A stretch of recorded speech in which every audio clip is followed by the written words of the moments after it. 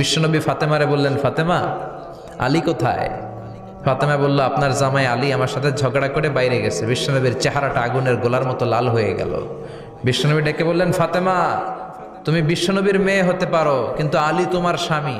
আলী যদি তোমার উপর নাখোশ থাকে, জান্নাতের দরজা তোমার জন্য খুলবে না। কোথায় গেছে আলী, কোথায়? বললেন যে মসজিদে নববীতে গেছে। বিশ্বনবী যে দেখলেন বালির উপরে আলী শুয়ে আছে। বিশ্বনবী মজা করে ডাক দিলেন, ইয়া আবা তোরাব। তোরাব অর্থ বালি, তোরাব মানে কি? বিশ্বনবী ডাক দিলেন, ইয়া আবা তোরাব, মানে হে বালির বাবা আলী, ওঠো।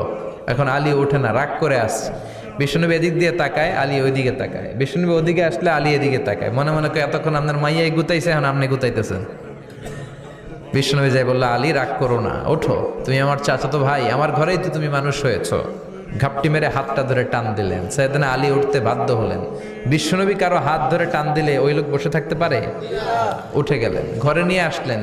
নিয়ে এসে বিশ্বনবী খাটের মাঝখানে শুইলেন। ডান দিকে শোয়ালেন আলীকে, বাম দিকে শোয়ালেন ফাতেমাকে। এবার মেয়ের জামাইকে আর মেয়েকে বুঝাতে লাগলেন, নসিহত করতে লাগলেন, গল্প শোনাতে লাগলেন। কি রোমান্টিক শ্বশুর! এরকম রোমান্টিক শ্বশুর পৃথিবীতে দ্বিতীয়টা খুঁজে পাওয়া যাবে? সুবহানাল্লাহ পড়েন। বিশ্বনবীর কাজই ছিল ঝগড়া লাগলে এরকম মিলায়া দেওয়া। কি করা? মিলায়া দিবেন। সমাজে অনেকে আছে ঝগড়া লাগলে আরো লাগায়া দেয়, আছে না নাই? আগুন লাগলে কি দিয়ে নিবান? পানি ডালতে হয়, অনেকে তেল ডালে। কি ডালে? তো আগুন আরো জ্বলে ওঠে। বিশ্বনবী বললেন, না, খবরদার, ইসলাহু যাতিল বাইন, মিলায় দিবেন। স্বামী স্ত্রীর ঝগড়া মিলায় দেন, ভাইয়ে ভাইয়ে কোপাকুপি মিলায় দেন, এলাকায় এলাকায় গ্রামে গ্রামে মারামারি না লাগাইয়া মিলায় দেন। জান্নাতে আপনার ঘরটারে বড় করে দিবে কে? আল্লাহ।